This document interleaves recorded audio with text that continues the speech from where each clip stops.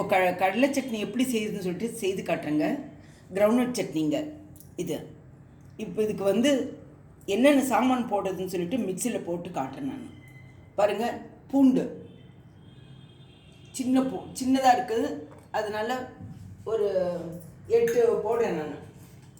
8 9 போடுறேன். வரமிளகா காரத்துக்கு, பச்சை மிளகா, வரமிளகா 2 ஒரு பிஞ்சு புளி, பாருங்கள் புளி, உப்பு, கல் உப்பு போட்டுக்கிறேங்க. கொஞ்சம் தேங்காய், பாருங்கள் கொஞ்சமாக தேங்காய் போடணும், அதிகமாக வேண்டாம். கடலை கொட்டை வறுத்து அதை வந்து 2 இது பண்ணி அதை வந்து புடச்சி வச்சுருக்கேன், பொட்டெல்லாம் எடுத்து அதை போடுறேங்க. இதெல்லாம் போட்டு மிக்சியில் போட்டு காட்டுறேங்க நான். தண்ணி ஊற்றி மிக்சி அடிச்சுக்கலாம். இதுக்கு தண்ணி ஊற்றாமல் இருக்கக்கூடாது, தண்ணி ஊற்றலாம். பாருங்கள், அது வந்து மிக்சியில் போட்டு அடித்து காட்டுறேங்க நான். இதை மிக்சியில் அடிச்சுட்டுங்க. இப்போ வந்து ட்ரான்ஸ்ஃபர் பண்ணிடலாங்க. இது ஒரு கிண்ணத்தில் இது தாளித்து கொட்டிடலாங்க. இப்போ சட்னி தாளிக்கிறதுக்கு ஒரு பேன் வச்சுருக்குங்க. அதுக்கு தேவையான எண்ணெய் ஊற்றிக்கலாம். பேன் காஞ்சி போச்சு, கொஞ்சமாக எண்ணெய் ஊற்றிக்கலாங்க.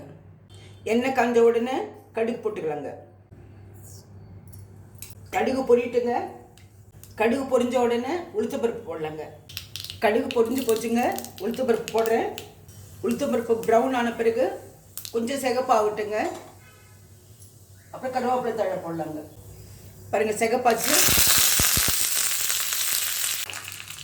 சட்னியில் இதை கொட்டிடலாங்க.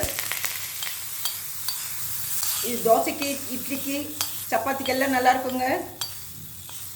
நீங்கள் என்ன வேணாலும் பணியாரம் எது செஞ்சாலும் நல்லா இருக்குங்க. இது எதுக்கு வேணாலும் யூஸ் பண்ணிக்கோங்க. டிஃபனு நைட்டு டிஃபனுக்கு யூஸ் பண்ணிக்கலாம். இந்த ரெசிபி பிடிச்சிருந்தா லைக் பண்ணுங்கள், ஷேர் பண்ணுங்கள், சப்ஸ்கிரைப் பண்ணுங்கள். மறக்காமல் பெல் பட்டன் ப்ரெஸ் பண்ணுங்கள். அடுத்த ரெசிபியில் பார்க்கலாம்.